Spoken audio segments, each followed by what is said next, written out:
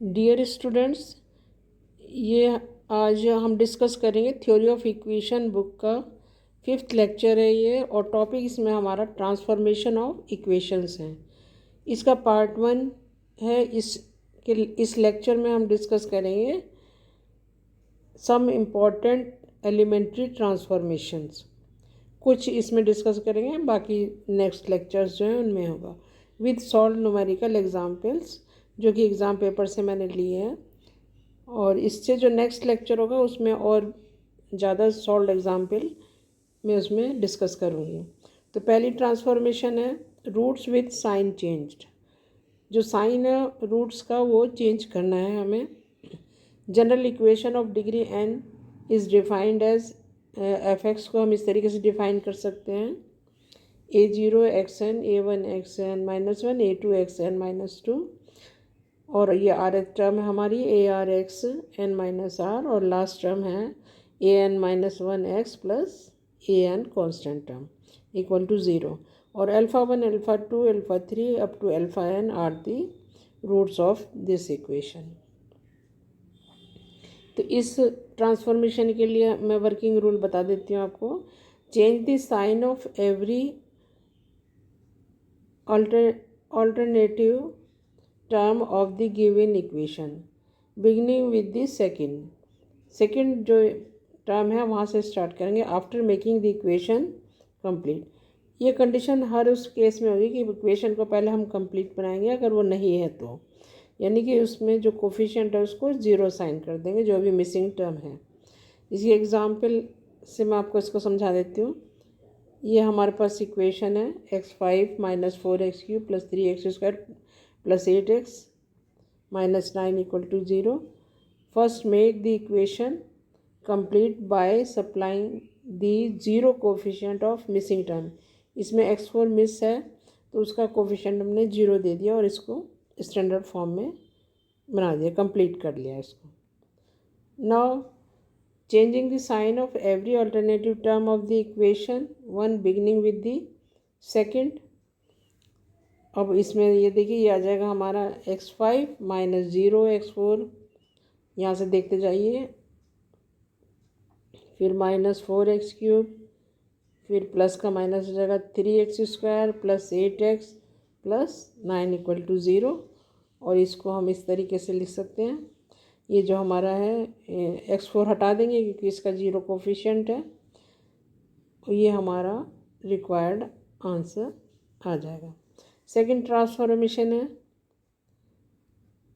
Roots multiplied by constant m। जो roots हैं transform करना है कि उसके जो रूट्स हैं वो एक कांस्टेंट वैल्यू है m, उससे मल्टीप्लाई हो रहे हैं। इसके लिए हम क्या करेंगे, multiplying successive coefficient of the given equation,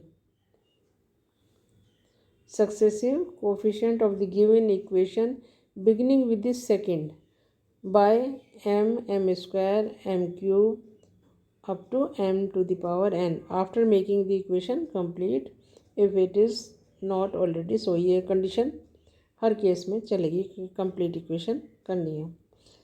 इसमें एक इम्पॉर्टेंट पॉइंट है, this transformation helps us to make the coefficient of the leading term unity when it is not so। It also helpful for removing factorial coefficient from an equation। ये इसके साथ इसकी एक point है, ये इसको हम यूज़ करेंगे। थर्ड ट्रांसफॉर्मेशन है रेसिप्रोकल रूट्स। रेसिप्रोकल रूट्स की जो ट्रांसफॉर्मेशन, इसका वर्किंग रूल है reverse the order of the coefficient of the given equation by taking the last coefficient as the first coefficient and last but one, last से पहले वाला as the second coefficient and so on after making the equation complete। इसकी numerical example लेते हैं। ये हमारे पास है x4 - 4x³ + 5x² + 11x -12 = 0, जो कि ऑलरेडी कंप्लीट है, हर टर्म इसमें मौजूद है। इसका सॉल्यूशन क्या हो जाएगा, ट्रांसफॉर्म करना है इस इक्वेशन को, तो हम क्या करेंगे, ये -12 आ गया, ये हमारा a0 की जगह ले लेगा,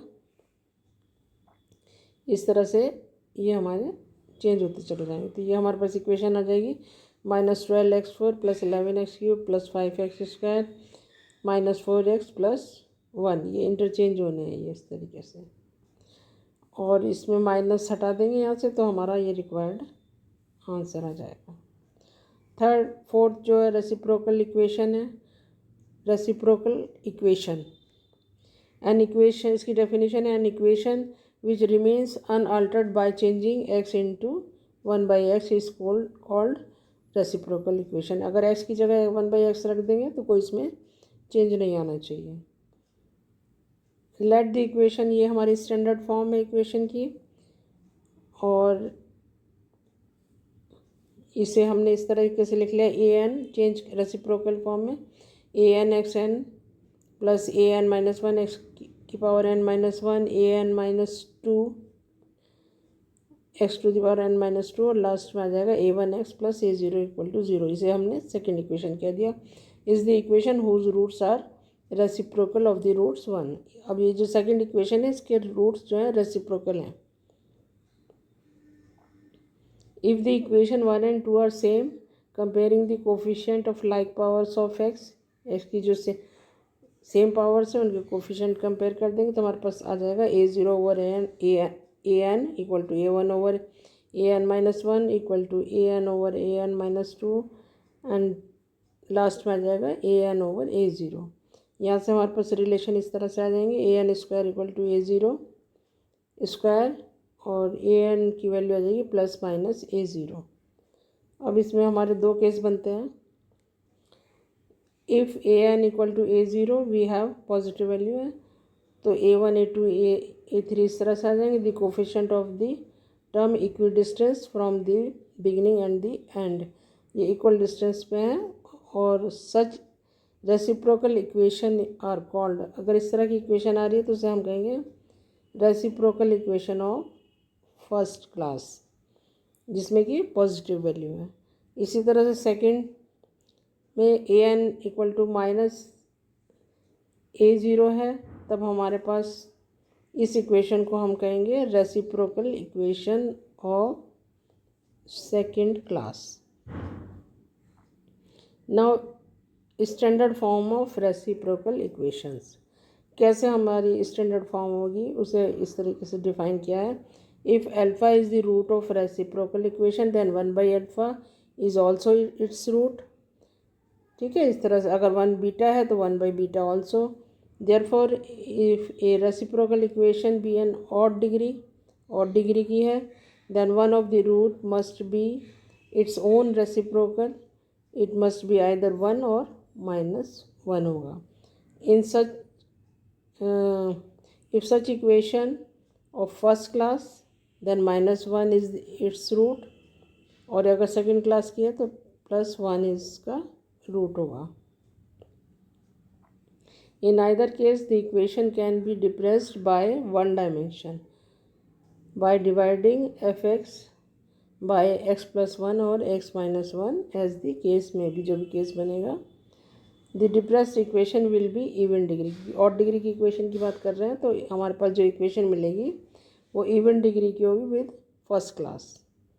if the reciprocal equation is of even degree की, अगर इवन डिग्री की है सेकेंड क्लास की, then x² - 1 will be the factor of fx, और इक्वेशन हमारी डिप्रेस हो जाएगी बाय 2 डायमेंशन, और हम डिवाइड करेंगे x² - 1 से, और जो हमें इक्वेशन मिलेगी the depressed equation will be the even degree of first class की इक्वेशन हमें मिलेगी जब हम उसको डिवाइड करेंगे x² - 1 से। इसमें इम्पॉर्टेंट पॉइंट क्या है, thus we see that all the reciprocal equations can be reduced to a reciprocal equation of even degree and of the first class। Even degree की होंगी और फर्स्ट क्लास की होंगी, नोन एज स्टैंडर्ड फॉर्म। ठीक है, ये standard form होगी हमारी। It can be easily seen that the substitution x plus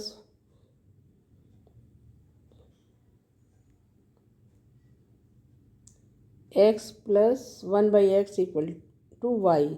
Reduce the degree of the reciprocal equation of standard form to the half its former value.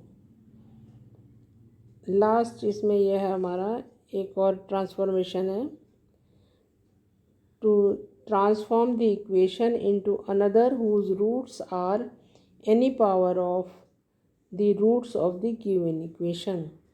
जो हमारे पास equation है और जो दूसरी रूट उसमें ट्रांसफॉर्म करना है, तो उसके रूट्स कोई भी उसकी पावर हो सकती है, उसके रूट्स इस तरह से होंगे।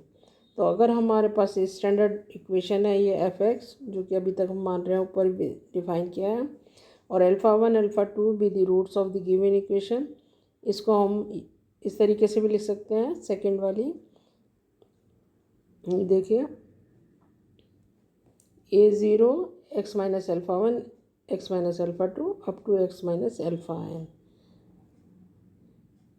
We are required to form an equation whose roots are.